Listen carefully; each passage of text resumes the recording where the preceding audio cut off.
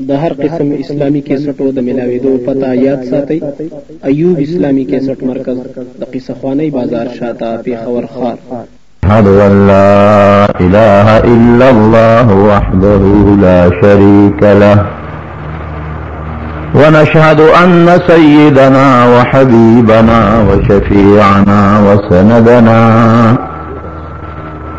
وسندنا ورحمتنا ومولانا محمدا عبده ورسوله. أما بعد فقد قال الله تبارك وتعالى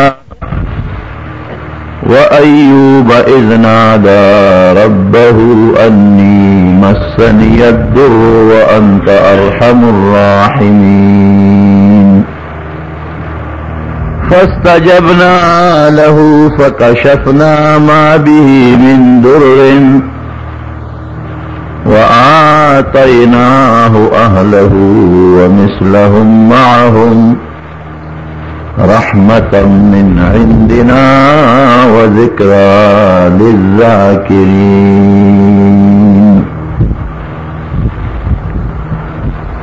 اللہ ذوالجلال في قرآن حکیم کے لیے پیغمبر واقع بیانی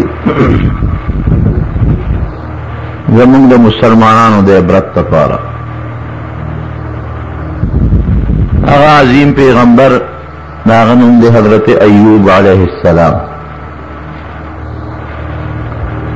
ایوب علیہ السلام په پیغمبرانو کې د ډېر لوی درجه پیغمبر دی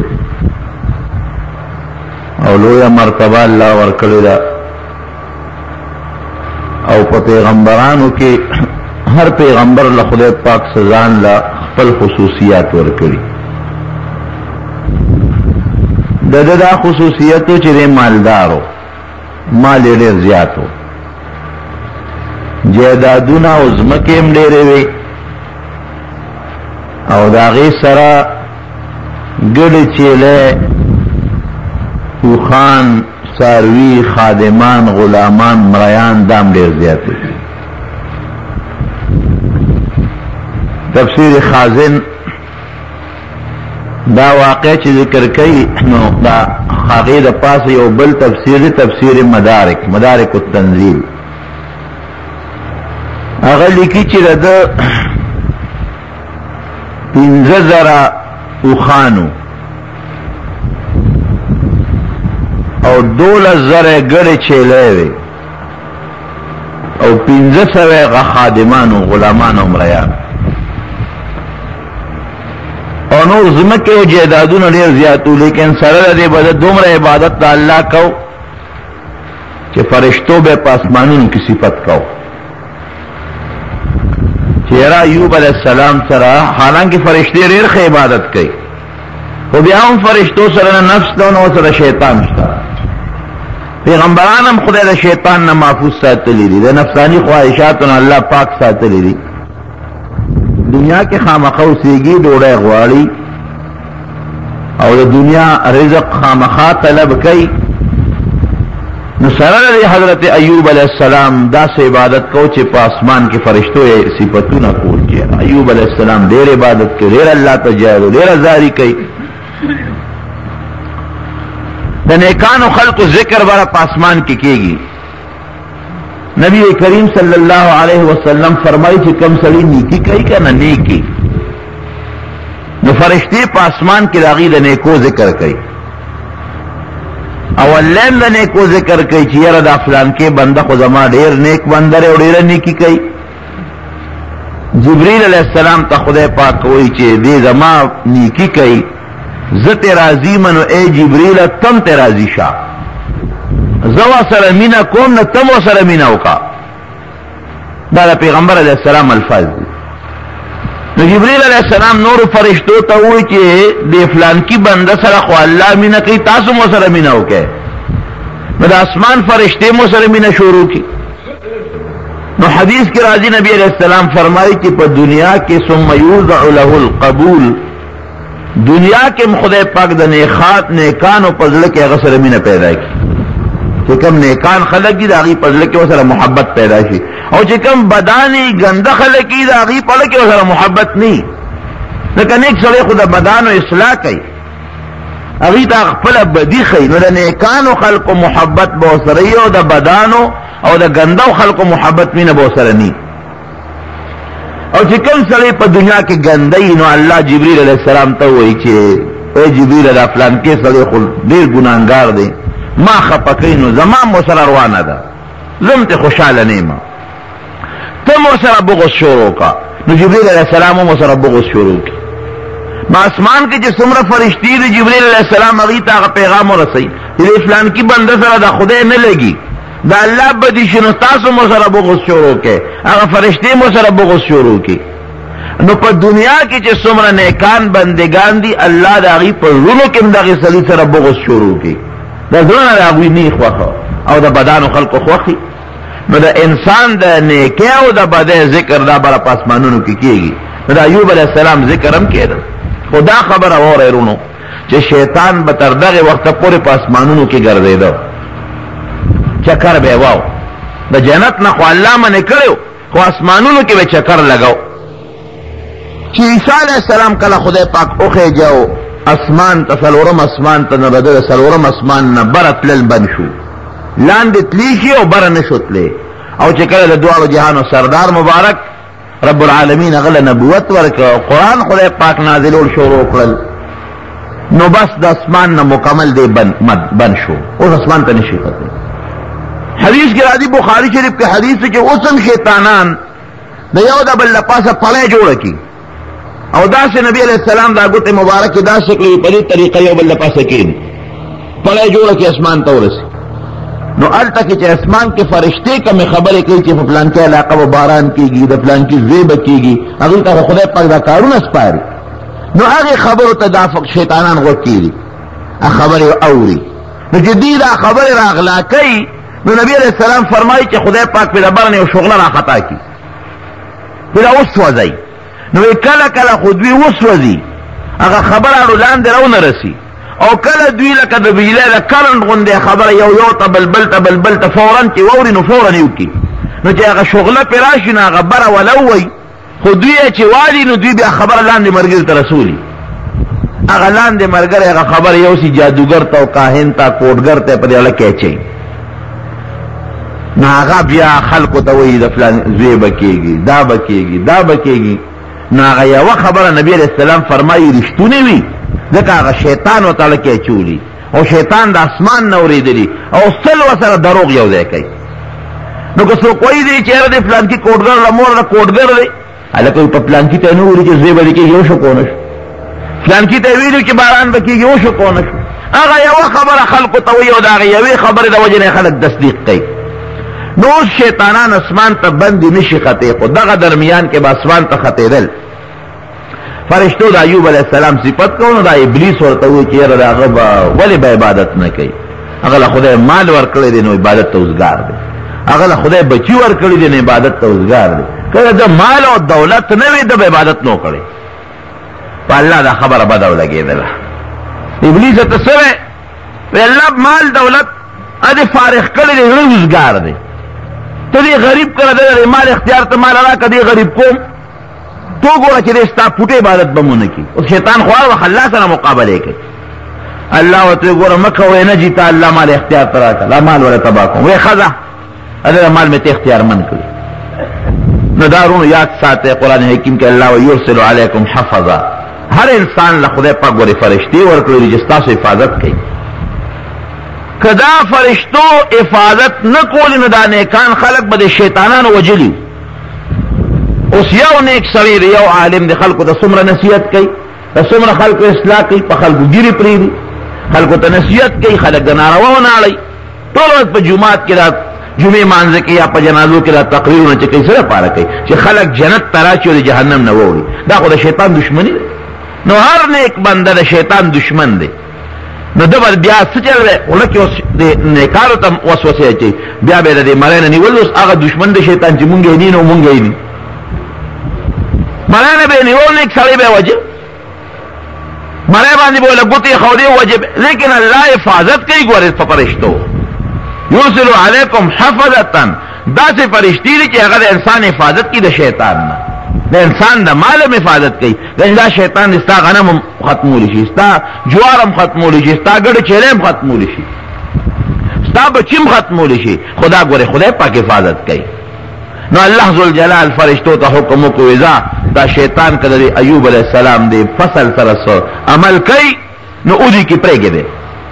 بس راغی د خپل بچی راغون کړو او د حضرت ایوب علیه السلام چې څومره فصل و هغه ټول ورله برباد کړو، څه وسوځو، څه دریاب کې وغورځولو، څه باندې یو خوا څه بل خوا ټول فصل شین دی او که اوچ دی ټول هلاک کړو.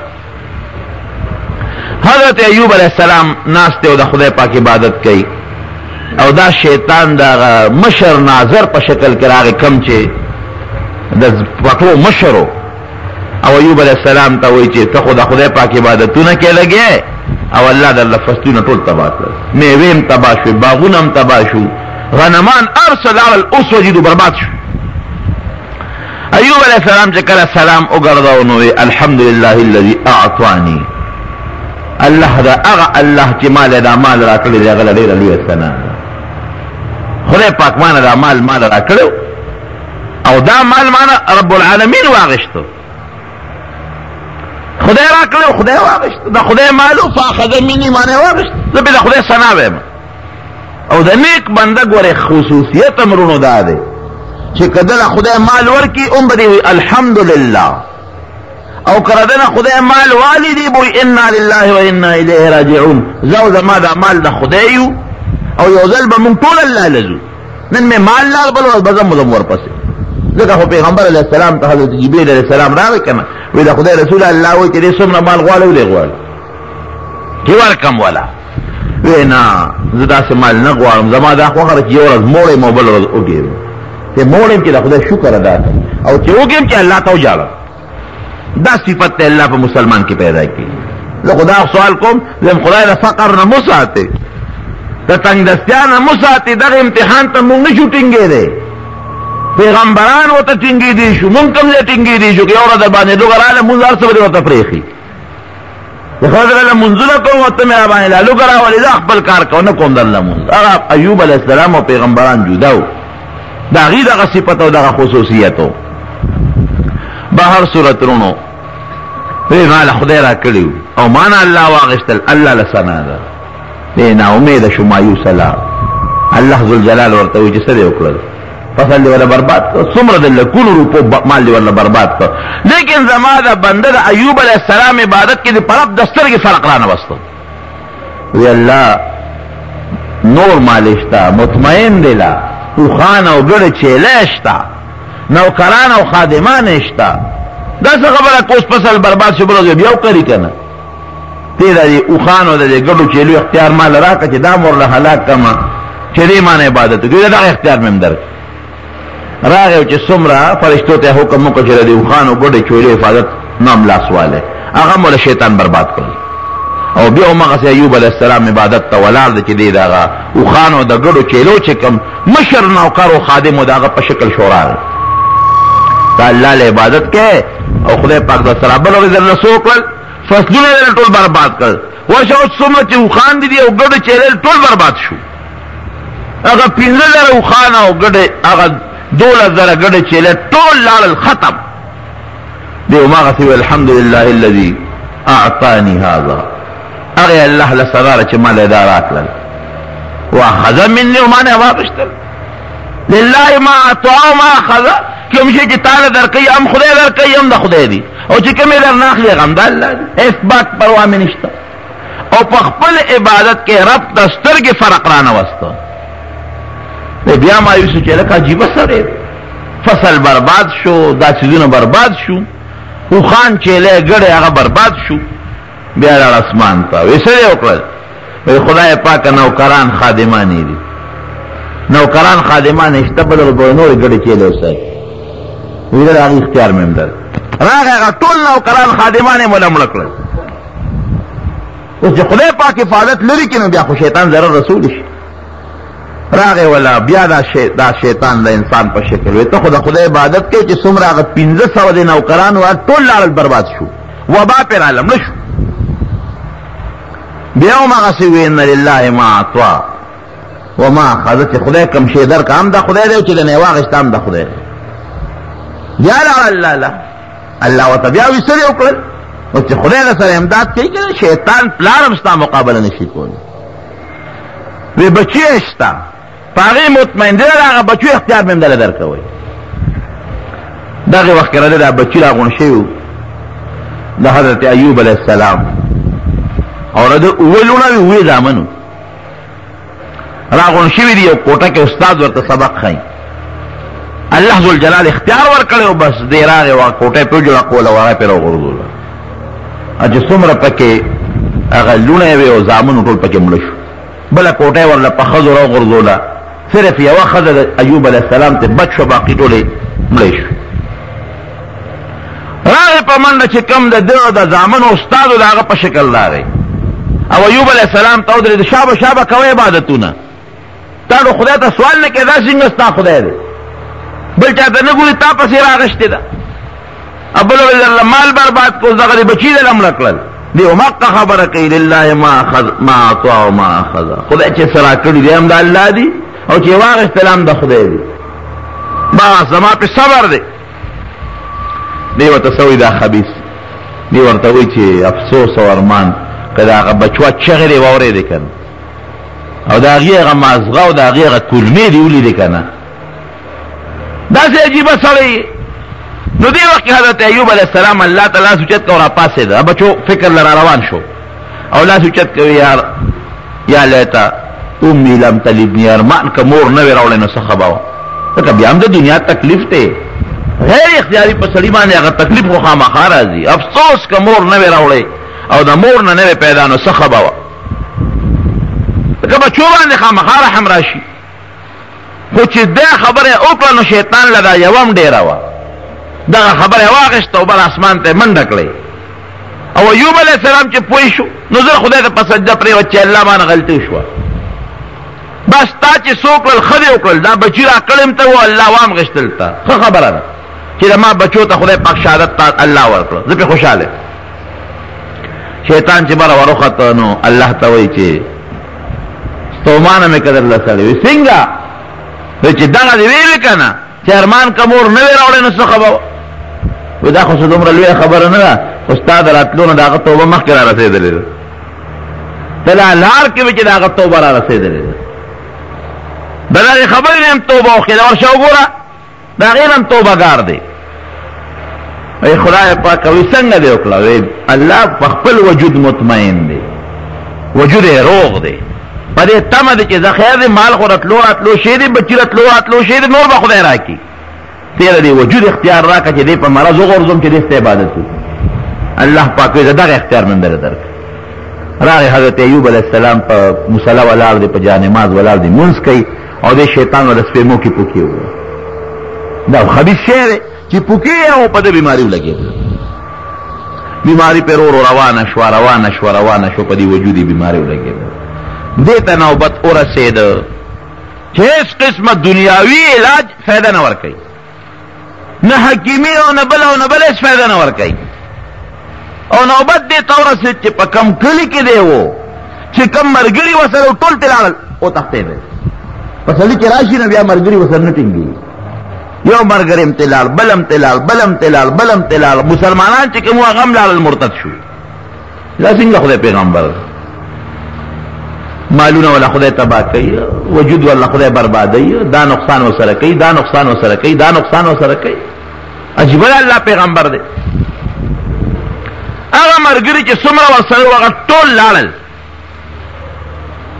بس د هغې هغه امداد او هغه ملګرتیا ختمه شوه. یوه بیبي د ایوب علیه السلام رحمه نوم دی، او د یوسف علیه السلام نوسی ده، د یوسف علیه السلام د زوی لور ده، او دا ایوب علیه السلام د ابراهیم علیه السلام نوسی دی، د یعقوب علیه السلام د بل زوی. او سره پاتې شو باقي نور چې څومره مسلمانان وو هغه ټول لاړل مرتد شو، تښتېدل. نو دې خلکو یې دې ښځې ته ووایي چې یاره ته مهرباني وکړه او دا خاوند دی د دې کلي نه بار وباسه، ده ته داسې مرض لګېدلی دی چې ممکن ده دا بیماري مونږ ته ونه لګي. او کدا نو باسي نو ګورې مونږ یو باسو کې د لار کې دل غورځو.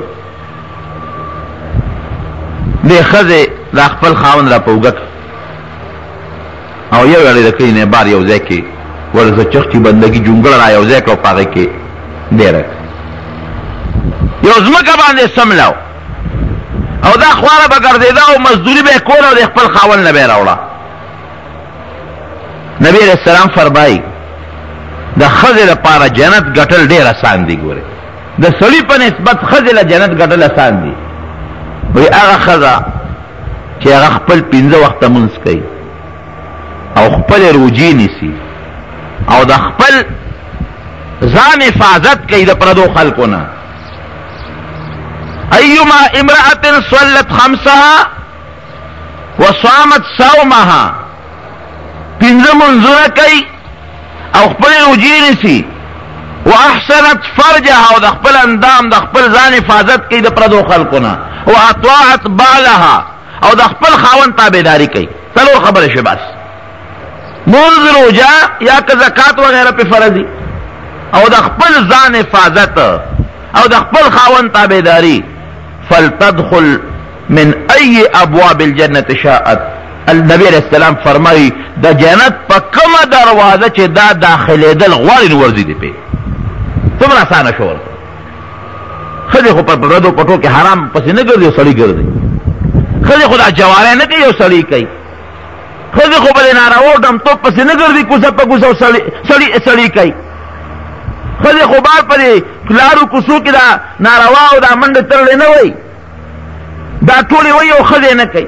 د ډېرو ګناهونو نه ښځې محفوظ دي. کومو ګناهونو کې چې سړي مبتلا دي پکې ښځې ته محفوظ دي. خاوند کوله مال راوړه که حلال دی او که حرام دی خواره مجبوره ده خامخا به استعمالوي. نو نبي علیہ السلام فرمایي کومه ښځه چې دا 5 منځونه وکړي دا چې کوم په فرض دي روژه ونیسي د خپل وجود حفاظت وکړي او د خپل خاوند تابعداري وکړي فلتدخل من ای ابواب الجنة شاءت. د جنت په کومه دروازه چې دا داخلېدل غواړي ورځي دی پې نو دې د خپل خاوند پورا تابعداري وکړي بي. او یو حدیث کې راځي نبی علیہ السلام فرمایي د خاوند په ښځه چې کوم حق دی وایي که یو خاوند یو ښځې ته وایي چې د دې غر دا تیږې به وړې هغې له او د هغې غر تیږې به دې له راوړې شابه او دا لګیا ده او د دې غر دا تیږې هلته وړي او د هغې غر تیږې دې بل له راوړي او دې سره هم خاوند ورته وایي چې درته خپل حق نه بخم نو ګورې خدای نه بخي.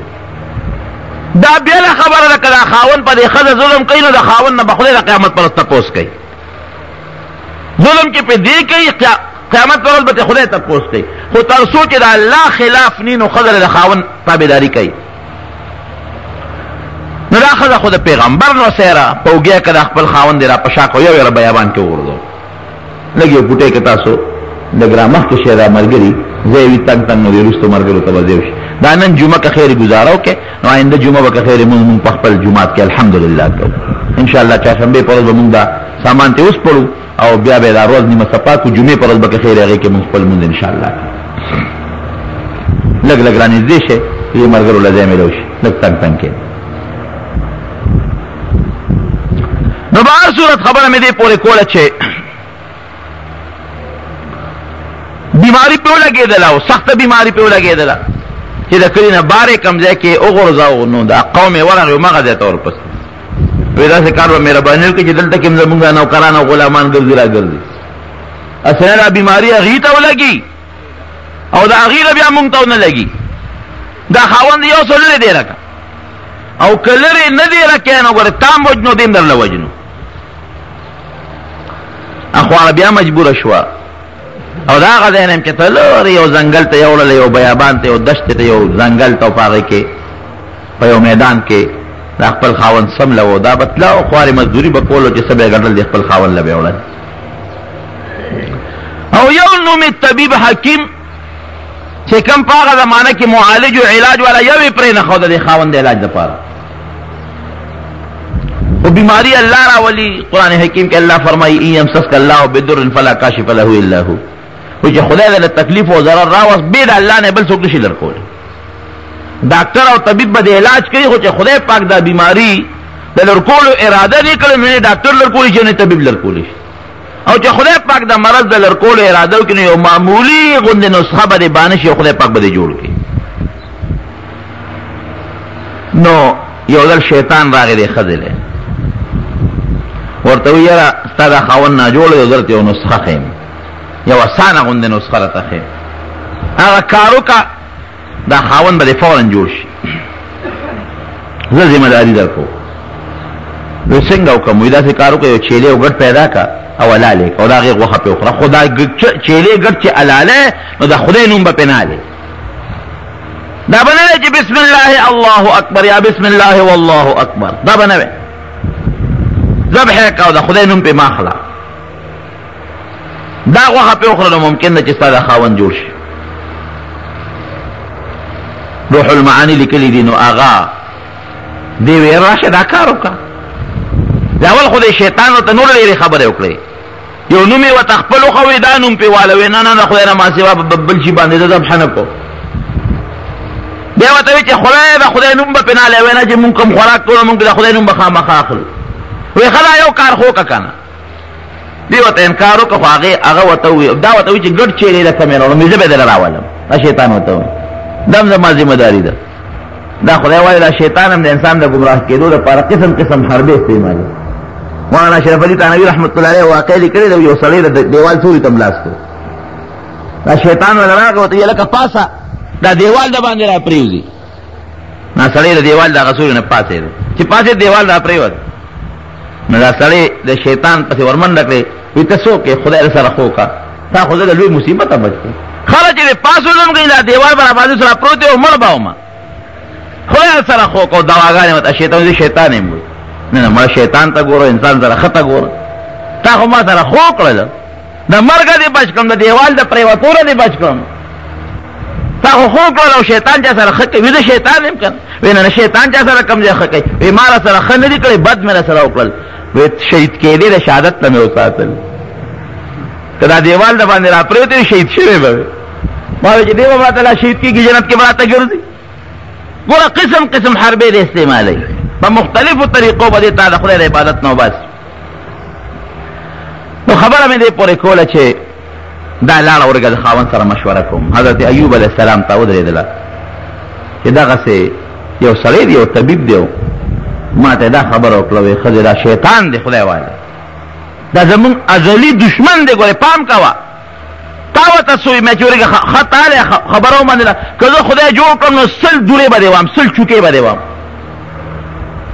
اوس که بله ښځه دی که نه وی چې ښه لارکټ کې پروت دی ډوډۍ دې له زه راوړم ګټه دې له زه کوم بیمار یې په اوږو دې زه ګرځوم په شا دې زه ګرځوم او لا چې جوړ شي ما به 100 چوکې وې زه خپل کار کوه دې زمانې ښځه دې زه به یې ورسره کړي په مری به وله ګوتې ښودو چې بېغمه دې کړم لا ته ما به 100 چوکې وې هغه ورته څه وایي تا دې خدای جوړ کړي نو 100 نه چې 1000 چوکې مې ووه خو تا دې او هغه به مجبوره دی ځکه چې هغه په بیماری کې مبتلا دی او داسې بیماری کې مبتلا دی چې ټول وجود یې په هغه مرض انخطې دی. بعضې کتابونو کې دا راځي چې چینجي پې لګېدلې وو هغه چینجي به یې راواخېست او په زخم کې به یې کېښوده دروغ دي ښه بس قرآن حکیم کې او حدیثو کې د مرض ذکر دی چې مرض پې ولګېد او دا نه دي شوي چې چینجي پرېوته او بیا په زخم کې کېده دا نشته داسې په قصو په کتابونو کې شته خو دا واقع غلطه ده بیماری پہ لگے دل ہوگا بیماری دے تو رسے چیزیں بے تو رسے دا بی بی بار اوتے دا او دی وقت کے چاہے بیماری دے جبے تو رسے دل دا اللہ تسوال ہوتا و ایوب اذ نادى ربه انی مسنی الضر وانت ارحم الراحمین خدایا ما ترا بیماری دے رضا تو رسے دل او مفسرین لکھی چې دا لفظ ہے کہ یا اللہ تر اوسه پورې خو ما ستانه د بیماری د جوړېدو سوال نه دی کړی دی بی بی به ورته ووایي چې ته سوال وکړه د خدای نه چې خدای پاک تا ته بیماري جوړه کړي وی الله زما په حال خبردار دی ولې سوال وکړم دا د متوکلینو د اب دی ګورې د هغې طریقه ده مونږ خلک چې په بیماری کې مبتلا شو د خدای نه به سوال کوو نبی کریم صلی الله علیه وسلم مونږ ته دا طریقه ښوده چې بیماري در باندې راشي د الله نه سوال وکړئ د خدای نه د جوړېدو سوال وکړئ او بیماری د خدای رحمت می درې قسمه حدیث کې درې قسمه الفاظ راځي یو حدیث کې راځي چې خدای پاک پچا بیماری راولي دې باندې ګناه راځي بل حدیث کې راځي چې پچا خدای بیماری راولي نو درجه ول په بلندای بل کې راځي چې پچا خدای پاک مرض او تکلیف راولي نو دا د خدای پاک د طرف نه پر انسان یو خپل قهر او غضب دی. نو مولانا اشرف علی تانوی رحمت الله علیه لیکلی دي چې یاره د دې بس پته لګي چې دا د خدای رحم کم یو دی، دا بیماری په کم لر کېږي، گناهونه په کم لر کېږي، درجې په کمه بلندېږي. بوادر کې دا جواب هغه کړی د دې حدیثو درې واړو تطبیق یې کړی.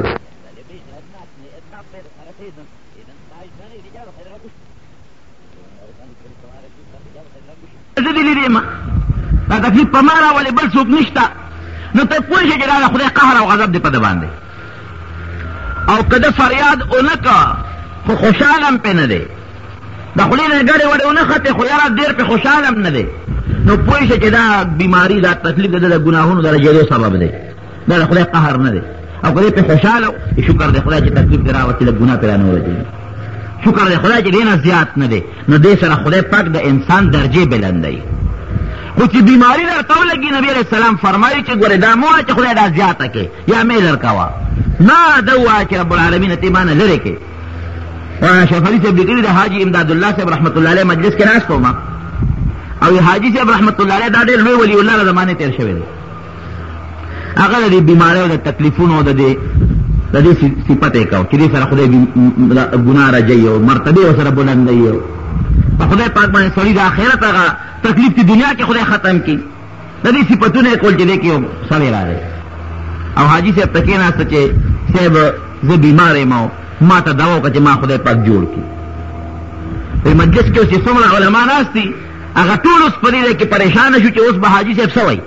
که دا وایي چې خدای پاک ته جوړ کړي نو بیماری ته خو اوس دې لګیا وایي چې دا د خدای نعمت دی، اوس یې د خدای نعمت ته ګناه پې راځېږي. اوس بوډا بابا وایي چې دعا وکړه خدای نه چې ما خدای جوړ کړي، خو د دې دا مطلب دی چې خدای دا نعمت را نه لرې کړي. دې به اوس څه وایي؟ موږ هم پریشانه شو چې اوس هم دې مجلس کې بیماری ته د خدای نعمت وي. اوس بوډا بابا له به سوال کوي چې خدای لرې کړي دا بیماري، دې خدا مطلب یې دا نعمت ته لر کړي. وایي حاجي صاحب ډېر هوښیار وی لاس اوچت کړي او دعا کوم تاسو ته مینه وایي. یا الله بېشکه چې بیماري ستا ډېر لوی نعمت دی، ستا رحم دی او ستا لوی نعمت دی. ته پې ګناه د انسان نه رجې، د آخرت سخت پې اسانه، درجې پې بلندې، خو خدای دې نعمت ته ټینګېدل ډېر ګران دي، دا نعمت زغمل ډېر ګران دي. نو الله دا نعمت ولا روغ صحت په نعمت بدل کا. کوم عجیبه سوال شو، دا نعمت د روغ نعمت پسې دغه بدل کا، نعمت بدل کا. نو حقیقت دا دی چې ایوب علیه السلام ته خو لوی نعمت او د خدای نه سوال نه کو چې دا خدای پې د ما درجې بلندوي، خو هغه ورته ټینګېدی شو. ګورې مونږ ټینګېدی نه شو ورته. یو صحابي راغی نبي علیه السلام له د پیغمبر علیه السلام باندې ایمان راوړ ولاړ خپل وطن ته. کال پس چې بیا راغی دومره ټپ شوی او دومره نری چې نبي علیه السلام اړو ونه پېژنده. دی راغی پیغمبر علیه السلام ته وایي چې د خدای رسول دی نه پېژندم. وی نه، وی دا هغه پروس کالنی صحابي د فلانکۍ علاقې کې راغلم او په تا مې ایمان راوړو. هلکه ته خو غټ سره غټ کټ سړی وې، دا تا باندې څه چل شوي دي؟ وایي ته څه دعا خو نه کوې؟ نبي هم صاحب کشف و، دعا خو نه کوې؟ وایي کوم. وایي څه وی؟ وایي زه دا سوال د خدای نه کوم چې یا الله کوم عذاب ته ماله په آخرت راکړې نو هغه راله په دنیا کې راکړه چې آخرت ته پاک لاړ شم. اللهم یا خدای چې ما کانه هغه څیز چې معذبک فی الآخرة که ته ماله یو عذاب راکوونکي په آخرت کې نو رب العالمین هغه عذاب ماله په دنیا کې راکړي، خو چې آخرت کې راله رانه کړي. نبی علیہ السلام وی خدای بنده دا دې سو وی نو ته دنیا کې ټینګېدی شي او نه آخرت کې ټینګېدی شي. دا نه وی ګورې داسې وایي چې یا الله کوم عذاب په آخرت کې راکړې نو دنیا کې مې هم ته وساتې او په آخرت کې مې هم ته وساتې. کوم ذات چې دا کولی شي چې د آخرت په ځای په دنیا کې دله درکړي نو هغه ذات دا هم کولی چې دلته هم در نه کړي ولته هم دله در نه کړي. ربنا آتنا فی الدنیا حسنه وفي الآخرة حسنه وقنا عذاب النار. رب العالمین دنیا کې ښکلی ژوند راکړه د تکلیف او د مصیبت نه پاک، او په آخرت کې ښکلی ژوند راکړه تکلیف او مصیبت نه پاک، او د جهنم د اور نه مې مسافر. نو ایوب علیه السلام چې کله ژبې ته هغه ضرر ورسېده وی الله خدای اوس باقي ستا د عبادت نه پاتې کېږم، د خپل ځان په تکلیف نو خو ستا په دې خولې کې ستا کوم نوم اخلم نو بیماري مې دې خولې ته راورسېدله. نو رب العالمین اوس نور تکلیف زیاتېږي او تکلیف باندې بیا هم نه خو ستا نوم اخېستل او ستا ذکر پاتې کېږي. الله ته سوال وکړو، الله رب العالمین فرمایي فاستجبنا له، موږ ولا دعا قبول کړه او هغه فکشفنا ما به هغه چې کوم من ضر څه تکلیف هم ورته لرې کړ، هغه تکلیف هم ته ختم کړ. ان شاء الله دا صادرګردي پوره تعاون وکړي. جمعه سره ان شاء الله مونږ کار بند کړی ولی چې مونږ څه کم کار کوو نه کې مونږ قرضداري شوي ته پیسې هم قرض کړي سیمټ والا هم لګي پیسې پاتې دي. تاسو مهرباني وکړئ اطمینان سره که خیر ته چنده کې سره اخلاص کېږي د چا مرګرو هغه وکړي چې ان شاء الله مونږ باقي کار هم که خیر روانه وبره دویم چت باندې. نو به هر صورت دا ښځه نشته الله دعا قبوله کړه چې ته بار اوتې داو. جبريل علیہ السلام راغی حضرت ایوب علیہ السلام ته او دته وایي چې حضرت جبريل علیہ السلام له لګي اوبه راوړئ وایي دا اوبه واخله دا اوس کا هغه یې پیش کړي وایي را پاسه وایي زه خو د پاسېدو نه یم ایوب علیہ السلام ورته وایي ته ما ته نه ګوره پاسېدو نه یم بیا راوچت شو. جبريل علیہ السلام دې مټ کې ونیو په دې ترخ کې راوچت یې کړ او چې راوچت یې کړ یو څو قدمه والی او 12 قدمه یې بوته چې دا غځای نه 12 قدمه بوته یې را خپل اوچته کړ د ځمکې نه راوبراوه. دا یو وخت په هم د ځمکې نه ولا راوبرولو دا بل هم راوبروله د یوې خپې د هغه چې کوم ځای کې وبروله هغې کې خدای پاک ګرمې اوبه راوویستلې او چې دا بله خپې وبروله نو هغې کې ولا خدای پاک یخې اوبه راوویستلې. دا پیغمبر معجزه یي په هغه ګرم اوبو کې شابه ولامبه هغې کې ولامبل او دا یخې اوبه اوس کا هغې اوس کلې خدای پاک ظاهري باطني چې څومره بیماري وه په هغه سات لرې کړه ټیک ټاک شو. او حضرت جبريل علیہ السلام ولې یو خشته ښکلې جوړه راوړه د ریخمو د جنت نه هغې ورته واغوستل او خشته تاج یې ولا راوړه په سر یې کول او مزیداره بستره یې ولا راوړه په هغې یې کښېنه خواته لرې وې دلته کښېنه. دا ښځه چې اوس راله غریبه خواره چې څنګه راننوته ویې کتله هغه ځای ته نو خاوند یې نشته. جبريل علیہ السلام ولاړ خاوند یې نشته بس غریبه په ژړا شو او یې خاونده هېڅ پته نه لګي چې شرمه خو خوړې او که چې د مرغۍ او حیوانو تختولې باسو شو په لاندې را کېښودل. ښځو کې خو فریاد زیاتي. حضرت ایوب علیہ السلام ورته آواز وکړه ښځې درې خو چې ولې چغې وې وایي دلته زما خاوند څه شو اوس خو یې پېژنې چې خاوند مې وختي په کوم حال کې و د خوار د لاس د خپو د رقولو نو او اوس خو یو لوی شاهي شخصیت جوړ شوی دی دلته زما خاوند و تا دې دی چې د شرمه خو تختاو که زمري وتختاو وایي ستا خاوند کم ځای و وایي دا دی پروت و که نه وی خزی سوچو کا خاوند دلتا سب اللہ دے پروتو سشو تختو وی دا دے پروتو لما خاوند غریب بیمار ہو کنا وی تری خاوند پیجنے سب ایوب علیہ السلام وتاوی نو پخندا شو وتا ایوب علیہ السلام نو جی پخندا شو وی دا تجو لگا ایوبے وی دا زا اغسطا خاوند ایوبے ما اللہ تعالیٰ پا ما رحمو کمانا خدای پاک اغا بیماری لرے کلا خدای پاک جوڑ کلما قرآن حکیم کے اللہ سوئی وآتیناہو اہلہو ومثلہم معہم اللہ والا خپل بال بچ ورکو نو بعض مفسرین لیکي چې خپل بچی ولا واپس الله را جمع دکړل او خپل خزي ولا واپس جمع دکړل. محققین مفسرین لیکي چې دا څه نه و خو خدای پاک ولا نور زامن ورکړل نور بچی ولا خدای پاک ورکړل او نور خزي ولا خدای ورکړل ومثلهم معهم رحمتا من عندنا وذکر للذاکرین دا زموږ طرفنا یو رحمت او پد باندې او یو نصیحت ما خدای بیا ورکړ.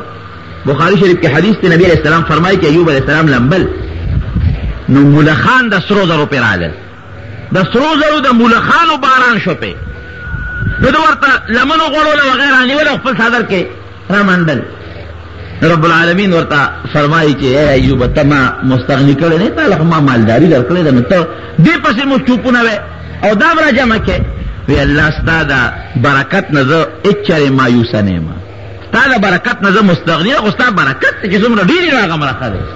نبی اسلام فرمایي ناغه وخت خدای پاک مال دولت زمکه جیداد نوکران خادمان داغه نه الله زیات کړل. زموږ مفسرین حضرات دا واقع لیکي وایي نه ډېرې مسلې معلومي یو مسله خو دا معلومیږي چې په نیکانو خلکو باندې الله تکلیفونه راځي نو اوس هم که په یو نیک سړي او تکلیف راغی نو ډېرې دا نه وایي چې په ما خدای قهر او غضب دی ډېرې فریادونه لکه چغې دی نه وایي نو دا بیماری ده ده پارا دا گناہ دا رجیدوم سبب ده دا درجی دا بلندیدوم سبب گردی.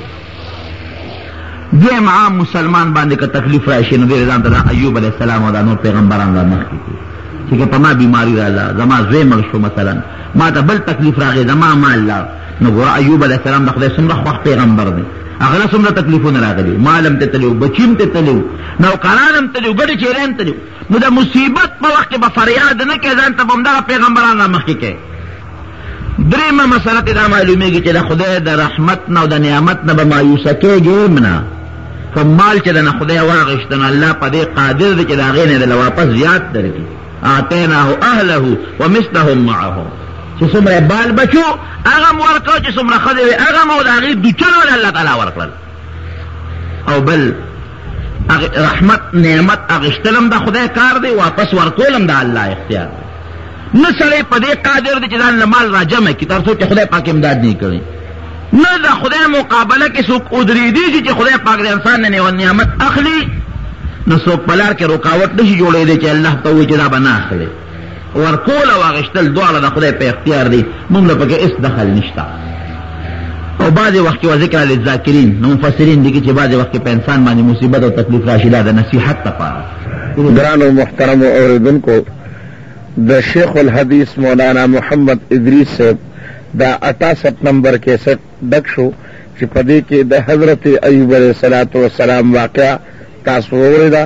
دا به تاسو ته پېښور ښار کې بیرون کچرې ګیټ اشرف روډ سره فقیر خان ناصر خان کیسټ هاوس کې د ناصر خان او حیدر خان سره ملاویږي. د دې نه علاوه د هر قسم دیني تقریرونو، نعتونو، تلاوتونو کیسټې به هم تاسو ته د دې دکان نه ترلاسه کیدی شي. ټلیفون نمبر دی 252912. عمر فاروق رضی الله عنه زمانه ده او حمله کوله په کسرا باندې د فارس په علاقه. حضرت سعد ابن ابي وقاص رضی الله عنه د فوج مشر مقرر کړی دی، کمانډر ان چیف، او لوی لښکر یې ورکوي زه لاړ شم په کسرا باندې حمله وکړه. هغه زمانه کې مضبوط دوه حکومتونه وو، یو د ایران د فارس دا غټ حکومت و سلطنت، او یو د روم حکومت و. دې خوا پکې مسلمانان را جمع شو، د عمر فاروق رضی الله عنه حکومت جوړ شو. لښکر یې ځان سره واغېستې ورغې په فارس باندې، چې ورغې د فارس نه دې خواته یو لوی دریاب بیږي، بحر فارس ورته و، لوی دریاب. حضرت سعد ابن ابي وقاص رضی الله عنه چې په هغې ورغې په زرګونو لښکر دی، د حضرت عمر فاروق لښکر دی. د عمر فاروق رضی الله عنه نه باسي دا کافران یېرېدل. دا تخته به راپرېږدي، هسې به ترې خلک یېرېدل.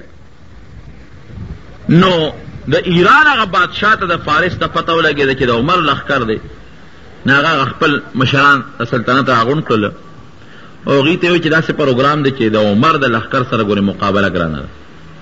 هغوی چې په کوم ځای حمله کړې ده نو هغه ځای فتح کړی دی. نو یې بیا وایي داسې وکړئ چې دوی به راځي په دریاب، زمونږ او د دوی منځ کې لوی دریاب دی، په دریاب کې چې څومره کښتۍ دی هغه ټولې دې غاړه راپورې باسي، چې دې سره کښتۍ نه نو دوی خو د مدینې منورې نه ځان سره کښتۍ راوړی نه شي، نو را به شي ناست به یې واپس به ځي. هېڅ قسمه تیارې او نه که د جنګ، او چې څومره کښتۍ وې ټولې راپورېستې، او ګیر چاپېره کلو کې د دریاب په غاړه چې څومره کلي وو چا سره کښتۍ وې هغه هم د خلکو نه راغونډې کړې، څه وسوځولې او څه یې راپورېستلې. اوس د کسرا بادشاه دی او د هغه فوج لږ غوندې راغونډ شو، دریاب په غاړه تماشه کېدې کې د مسلمانانو لښکر ورغی. حضرت سعد ابن ابي وقاص رضی الله عنه دی ورسره لوی لښکر دی، خو چې دریاب غاړې ته ورورسېدل فوج ورته وایي صاحب کښتۍ نشته، چې څومره مانډګیانو د دریاب په غاړه په هغې وګرځېدل چې موږ له کښتۍ راکړې. هغې ورته کښتۍ خو موږ د فارس بادشاه غونډې کړې دي، کښتۍ خو نشته، کښتۍ هغه غونډې کړي دي او وړي دي پورې غاړې پورېستې دي. نو اوس د زرګونو فوج د لښکر دپاره د کښتۍ انتظام خو ګران دی،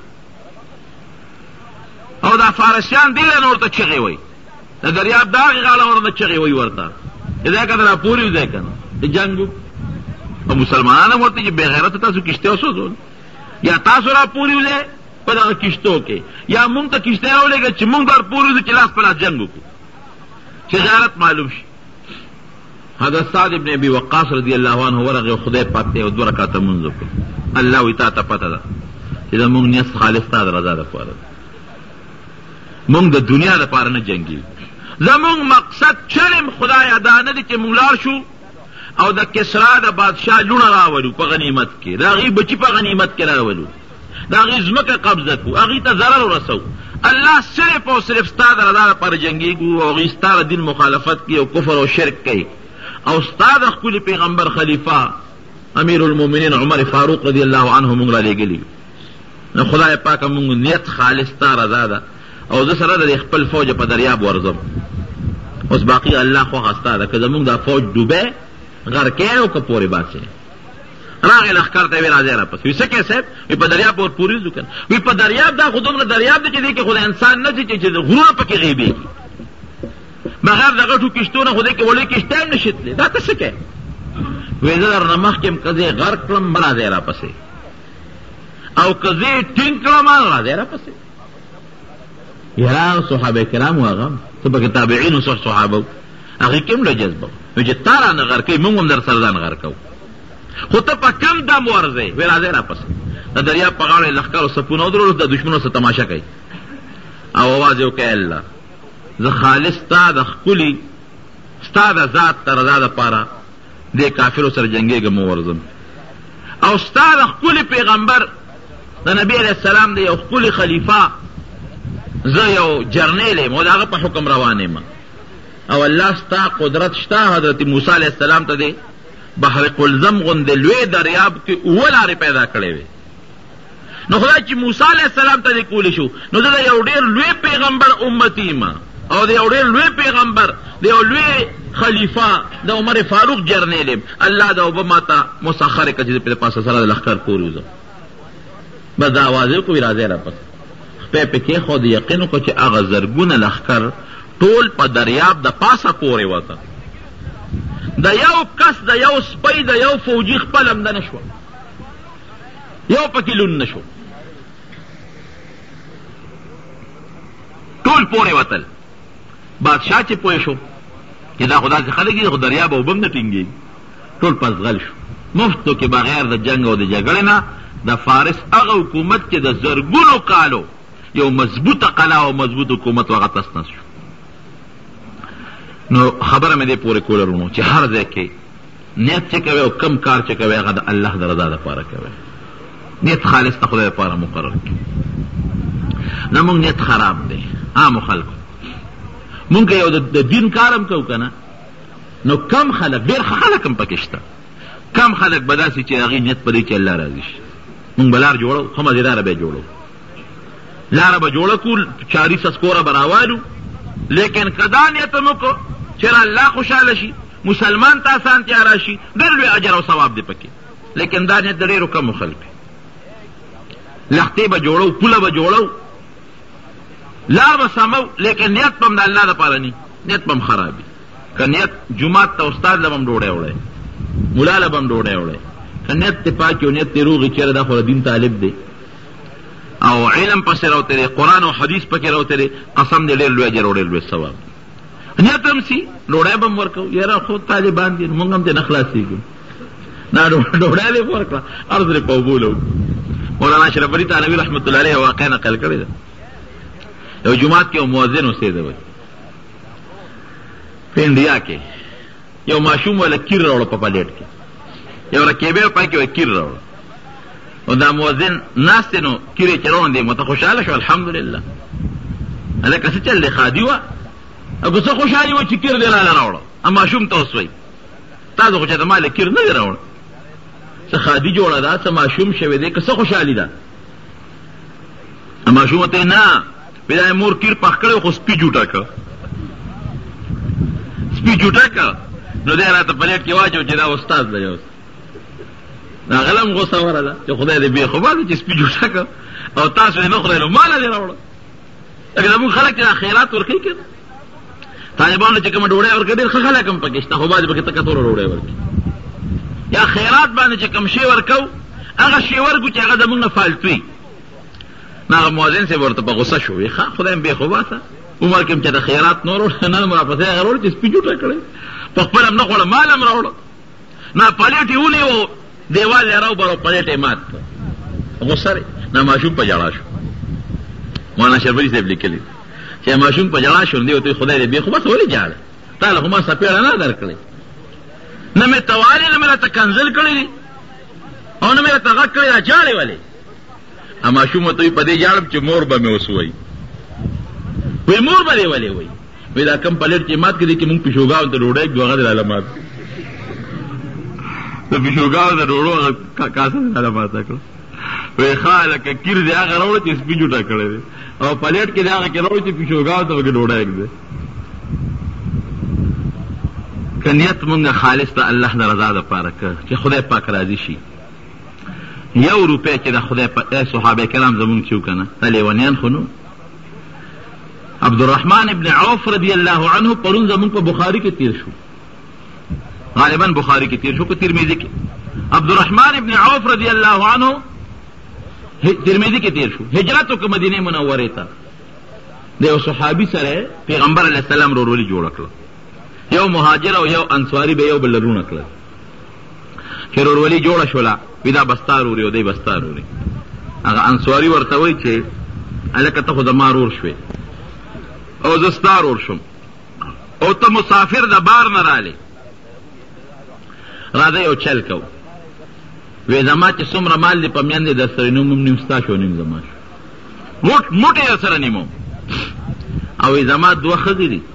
انصاري ورته وایي راشه پکې یو خوښه که، دام نه چې زما کومه ناخوښه هغه دله در کوم، یو پکې خوښه که، نو چې کومه ستا خوښه شي هغې له به زه طلاق ورکړم، نو چې عدت یې تېر شي نو تا ته یې په نکاح کوم. نو ما د طالبانو ته وویل مې هغه انصاري چې دی هغه هم ښه سړی دی، نیک انسان دی، په خپل مال کې هم قرباني کوي او په خپله ښځه کې هم قرباني کوي. نیم مال هم در کوم، یوه ښځه چې کومه ستا خوښه که چې طلاق ورکړم چې درته یې په نکاح کوم.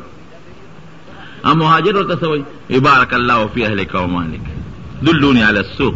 وی خدای ستا په مال کې هم برکت پیدا کړي او ستا په ښځه کې هم خدای برکت پیدا کړي. ما ته بازار وښایه، زه تجارت کولی شم، چل راځي چې تجارت شروع کړم. نو بازار یې وته خو تجارت یې شروع کړ، پیسې یې وګټلې او یو میاشت نه ورپسې ځان له واده وکړ. معلومه شو واده مو شو. نو زه طالبانو ته یم زه وایم هغه انصاري هم ښه سړی چې نیم مال تاله در کوم او یو ښځه، خو مهاجر هم ښه سړی. که د دې زمانې مسلمان ورته وایي چې نیم مال هم در کوم یو ښځه هم دله در کوم، یو چې دا هلکه دا خو هم زوم د کور او ښځه هم د کور، را دې خوا که نیم مال هم را دې خوا که او لار کو چې یو پکې خوښه کړم چې را دې طلاقه کړي. هلته دواړه ښه خلک، انصاري هم ښه سړی د پیغمبر علیه السلام صحابي دی، لیکن مهاجر هم دا ونه وي چې هلکه دا خو خدای سره خو که ډېر غټ کار دی، دې خوا که نیم مال او دې خوا که چې یو ښځه پکې خوښه کړو. نه نه نه، ما ته بازار وښایه چې زه بازار کې ځان له کسب وکړم، تجارت وکړم او خدای پاک د مال هم خاوند کړو، خدای د ښځې هم خاوند. نو ښه نیت دا بهتر څیز دی، که نیت دې ښه کړ. عمل بعضې وخت به ښه کې، نیت به دې خرابي، د ثواب په ځای به دې ګناه وشي، او بعضې وخت به دې عمل ښې نیت به دې خرابي نو بیا به هم ګناه وګټې. پیغمبر علیه السلام ته بعضې منافقین راغلل، د مدینې منورې منافقین، او هغې دا سمجوته وکړه چې موږ یو خپل جومات جوړو. منافقین وې خو دا جومات د الله د رضا لپاره نه جوړو، داسې جومات جوړو چې موږ پکې خپل میټینګونه کوو د مسلمانانو خلاف. په مکه مکرمه باندې نبي علیه السلام د حملې اراده ولرله. مکه مکرمه باندې د حملې اراده ولرله. نو پیغمبر علیه السلام دا قاعده ده چې دشمن باندې څوک حمله کوي نو خبره ښکاره کوي نه پټه یې ساتي. خبره یې پټه وساتله او نږدې نږدې صحابه کرام یې خبردار کړل، عام خلک یې خبر نه کړل. په مدینه منوره کې یو صحابي دی حضرت حاتب رضی الله عنه، هغه یو خط ولیکه او هغه خط یې د مکې مکرمې چې کوم مشر سردار ابو سفیان رضی الله عنه دغه وخت لا مسلمان نه دی، د هغه په نوم یې خط ورولېږه او هغه ته یې ټول راز فاش کړی چې نبي علیه السلام در روان دی او په تاسو حمله کوي، ځان ورته تیار کړي. دې چې دا خط او دا خط یوې ښځې له ورکړه، ښځه مکې مکرمې ته روانه وه، هغې له یې خط ورکړه. دې خوا ته خدای پاک نبي علیه السلام خبر کړ. نو پیغمبر علیه السلام حضرت علی رضی الله عنه او حضرت زبیر او حضرت مقداد دا درې واړه یې راوغوښتل، ورته ویې ځای لاړ شئ او یو توره ښځه ده ببرسرې او فلانکي ځای کې به روانئ، هغې سره یو خط دی هغه ترې راوړئ. حضرت علی صاحب فرمایي چې موږ لاړو، وی چې نبي علیه السلام کم صفت د ښځې راته کړی وم هغه ښځه په لاره کې روانه وه. وی مونږ ودروله، وی مونږ ورته چې خط راوباسه. وی هغې راته وی چې ما سره خط نشته. وی ما ورته وی چې نه خط در سره دی. وی خیره ټینګه شوه. وی چې کوم ظاهر کې کوم سامان و هغه مو ولوټه او خط مو سره پیدا نه وی مونږ را روان شو. وی چې رالو ما مې دې ملګرو ته وی چې پیغمبر علیه السلام راته کومه ښځه یاده کړې ده نو دا هغه ده او که نه. وی دې وی چې رومقه ښځه ده. وی مې چې نبي علیه السلام خو دروغ نه وه، خو چې هغې نبي علیه السلام فرمایي چې خط ور سره دی نو دې سره څنګه خط نشته، راځئ چې ورشو دا خط خامخا هم دې ښځې سره دی. وی چې ورلو ښځې ته مې چې ښځې خط راوباسه او که نه راوباسې مونږ ته خپل پیغمبر ته ښولې چې تا سره خط دی، زمونږ پیغمبر دروغ نه وایي. نو جامې در نه وباسې او بربنډه کو دی او یا خط راوباسې. وی ښځه پوه شو چې دې خامخا مانه خط غواړي. وی کمسی ته یې ګوتې کړې او د کمسی دا ویښې شاته بډه کې منډلې، هغې یې راوویسته او هغه د کمسی اوس پړدل او په هغې کې یو خط هغې راله راکړ. وی ښځه م پرېښوده او ختم راوړه نبي کریم صلی الله علیه وسلم ته م پېښ کړ. دا خدای رسوله دا خط وی چې نبی علیه السلام خط کولو که نه هغه د یو صحابي د طرف نه او د حضرت حاتم د طرف نه. صحابي دی بلکې بدري دی، بدر کې شریک شوی دی. او خط کې لیکلی سو د مکې مشرکانو ته د پیغمبر علیه السلام ټول رازونه فاش کړي چې نبی علیه السلام در روان دی در باندې حمله کوي. نو چې دشمن ته د حملې راز فاش کړي خدای مسلمان له کار وکړه. پیغمبر علیه السلام فورا حضرت حاتم راوغوښت، وی اواز کې وته چې راویې غوښته. وی حاتمه دا خط ستا دی؟ وی یو. وی دا د مکې مشرکانو ته لېږلی دی؟ وی یو صاحب. بس عمر فاروق رضی الله عنه خو غوبل کې شو، توره یې راوویستله. وی د خدای رسوله وی دا سړی ما ته پرېږده منافق ته چې دا توره باندې دا سر ته بل خوا وغورځو. حضور پاک ورته وفرمایل عمر ته په ارام کښېنه راول تپوس دې کړه. دغې ولې لېږم؟ وی صاحب په مکه مکرمه کې زما بچي دی او زما ښځه دی او ستا سره چې دا کم مسلمانان دي مهاجرین د دې په مکه مکرمه کې د چا ترپ دی، د چا ماما دی، د چا رور دی، د دې مالونه د هغه رشته دارانو د برکت نه محفوظ دي. د چا مال ته هم څوک غږ نشي کولی، هلته رشته داران موجود شته. او زما په مکه مکرمه کې یو رشته دار نشته. زه د بار سړی یم، د مکې مکرمې سړی نه یم، نه مې څوک قومي شته، نو مال مې هم دی او بچي مې هم دی او ښځه مې هم ده. نو زه یارېدم چې هسې نه تاسو په کافرانو حمله وکړئ او دغه کافران چې ته زما د ماشومان بچي یا زما د مال یا زما د اولاد دوی برباد نه کړي. نو صرف په کافرو مې یو احسان وراړو او یو خط مې ورته ورولېږه او خدای نوره ما ته پته وه که زه ستا راز پاشم کم تا سره خدای پاک امداد کوي. وی دا زما کار مو شو ستا کار مو شو. زما کار په دې شو چې هغه ښځه به کافرو ته الو چې دغسې حاتم راله خط را کړی نو په هغې زما احسان ور ووړی، زما د ښځې و زما د بال بچه او زما د مال به هغوی حفاظت کوي اوس. او ستا کار مو شو، خدای پاک خبر کړی، رازم فاش نه شو. حضرت عمر فاروق رضی الله عنه بیا پاسې وی خدای رسول سړی دروغ وی د مارې تورې ته یې پرې چې دا سر ته بل طرف ته وغورځو. دا مسلمان نه دی، منافق دی.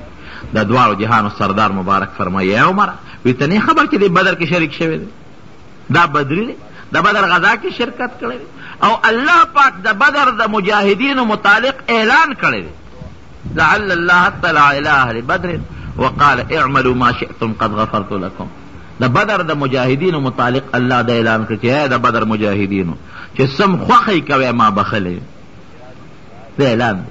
نو چې دې څه کوي خدای بخلی چې هر کله خدای وبخلو زمونږ څه کار چې مونږ ته سر وو. یا حضرت عمر فاروق په دغه خبره په ژړا شو، بس خدای خبردار دی. نو ګوره کار یې څومره خراب و، د پیغمبر علیه السلام راز یې فاش کو په ظاهر کې، لیکن نیت یې خراب نه خو پیغمبر علیه السلام ورته سزا ورنه کړه بلکې عمر فاروق یې ورټه. اصلي څیز ګورې رونو د نیت دی، بس نیت ښه د پیغمبر علیه السلام باندې د قرآن حکیم یو آیت نازل شو لن تنالوا البر حتی تنفقوا ما تحبون. وی تر هغې پورې چې تاسو هغه مال د خدای په لار کې خیرات نه کوئ چې کوم هم ځان له خوښ دی نو ستاسو ثواب نه کېږي، نیمګړی ثواب هم کېږي، پوره هم نه کېږي. حضرت ابو طلحه رضی الله عنه راغی پیغمبر علیه السلام ته وی د خدای رسول الله قرآن حکیم کې آیات نازل کړ چې کم مال د ځان له خوښ دی هغه خیرات کړي نو هله به الله ثواب درکوي. نو زما د خوښ مال چې دی نو هغه بیرحا یو باغ دی مدینه منورې جومات ته مخامخ، اوس نن سبا د مدینې منورې د جومات په حدودو کې داخل شوی دی. نو زما خو اقه باغ ډېر خوښ دی او ډېر مزېدار او نبي علیه السلام به دې باغ ته ته مېوه به یې پرېښوړه او یخې اوبه به پکې مزېدار سورې دا باغ میزان لخوخت نو کستا خوخی د خدای رسوله نو دا د خدای او د خدای رسول ته خیرات کوم بخم. حضور پاک ورته فرمایي ستا خبره ما واورېدل، لیکن ستا ماماګان او ترونه ډېر غریبانان دي، نو که دا باغ د پاغوی تقسیم که نو ډېر بخي. وی ښه صاحب همدقسې به یې وکړم. حقه باغ یې واغېشت او خپلو ماماګانو په تربورانو کې تقسیم کړ. نو خبره مې دې پورې کوله چې نیت خپل ښه ساتی، پاک ساتی. ګوره قرآن حکیم کې الله پاک یو ځای فرمایي، بلکې حدیث کې راځي، چا چې 1 روپۍ د خدای په نوم خیرات کړو یو پلس به الله ثواب ورکوي. بل ځای کې راځي چې یو په 200 خدای ورکوي. بل ځای کې وایي والله یضاعف لمن یشاء، د هغې نه هم خدای زیاتې ورکوي. نو علماء دا د نیت خبره ده. که نیت ډېر اعلی نو ثواب د 1 روپۍ ډېر زیات میلاویږي، د 2 رکعاتو لمونځ ثواب ډېر زیات میلاویږي. او که نیت لږ کمزور نو یو پلس به میلاوي. خالص مخلص هر کار چې کوي وګورئ چې په دې کار الله خوشحالېږي او که نه خوشحالېږي، د الله رسول پې خوشحالېږي او که د خدای رسول پې نه خوشحالېږي. نو که خدای او رسول پې خوشحالېدل نو دا کار هم په دې نیت وکړه چې زه پې الله او د الله رسول راضي کړم، نو خدای پاک به دله ډېر لوی اجر او ډېر لوی ثواب درکړي.